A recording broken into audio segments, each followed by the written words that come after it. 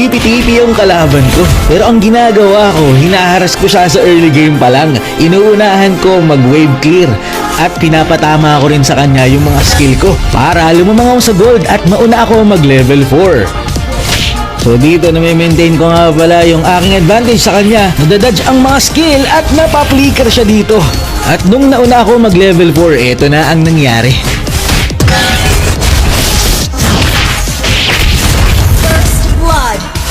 Unang laban, natapos natin ng 2 minutes. Nice game, 1-0. Malupit gumalaw etong si Nico, guys. Kasi mahilig itong mag-freestyle at tumiktok. Yung tipong mag-first skill flicker na lang sa'yo bigla tapos sisipain ka. Eto, tignan nyo.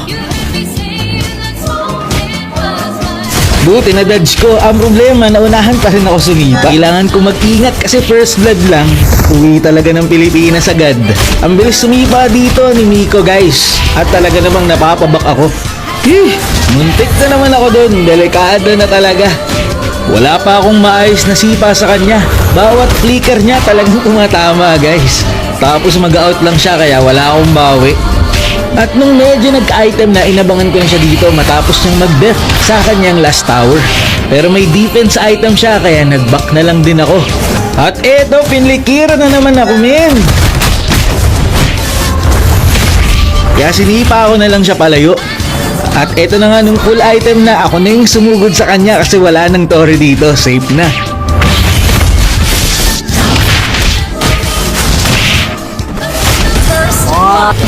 So ayan, early game pa lang, hinaharas ko na etong si Turu. Kasi ganyan ang tamang gawin kapag ikaw ay may kalaban sa 1v1 tapos first blood lang at wala pang uwian.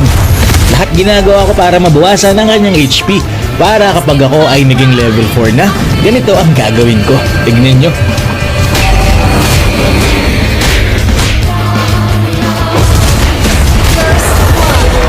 At ayun na nga po, panalo tayo sa game number 3. 3-0 na ang ating standing.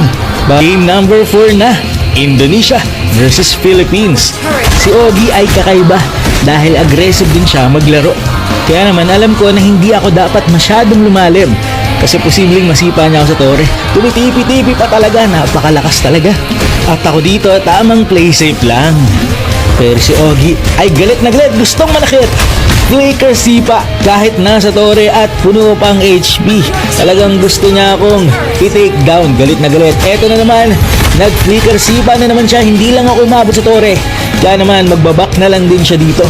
Mas nauunang kumombo lagi etong si Ogic sa akin kasi mas aggressive siya. Pero inabangan ko siya dito sa bottom lane matapos siyang mag-dep ng kanyang last tower.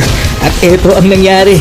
Siya na yung tumatakbo at low health. At dahil alam ko na hindi siya magre-recall kasi bawal nga umuwi ng base, eto ang nangyari. At game 4, ako ang Kevin. Nanghiram lang siya ng account dito kay Ogi kasi daw umiinit ang cellphone niya. So yan, nangaharas din siya sa early game. Galit na galit, gustong malakit. Pero ako hindi ko siya pinapakuha ng gold at XP. So ang advantage ko dito, sa level ulit, kaya naman kapag ako nag-level 4, hindi ko na kaagad papalagpasin to at eto ang nangyari.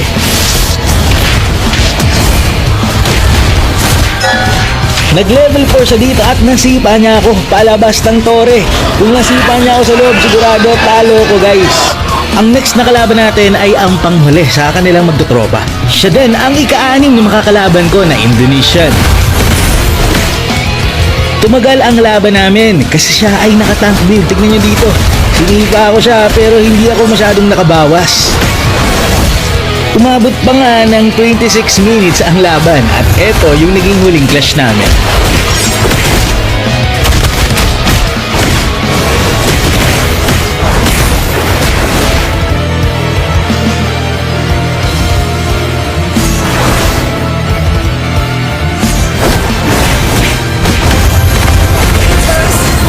At ayun na nga po, nanalo ko sa kanilang magtotropa. Nice game. At dahil hindi siya busy, eto, naglaban na kami ng 1v1. Sa katirikan ng araw to, guys, napakainit sa labas. Pero okay lang, lalabanan pa rin natin siya.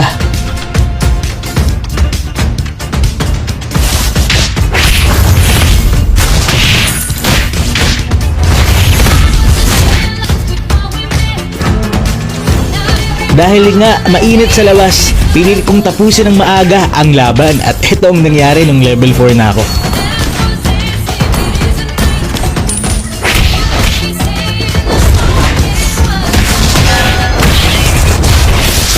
First blood. At ayun, nanalo ko sa kanya.